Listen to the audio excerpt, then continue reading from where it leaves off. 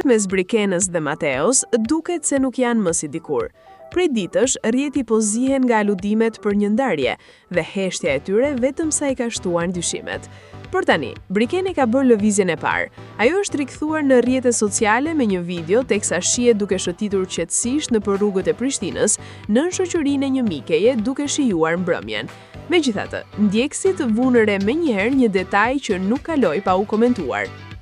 Në dorën e saj mungonte unaza që Brikena e mbante pothuajse gjithmonë. Dhe sikur kjo të mos mjaftonte, edhe kënga në sfond dukej si një mesazh I koduar. Bëhet fjalë për këngën Solo të Tajnas, me vargje që shumë fansa po I lidhin direkt me situatën e saj. Ai që mu më len e ai që më harron, ri vet solo lololo.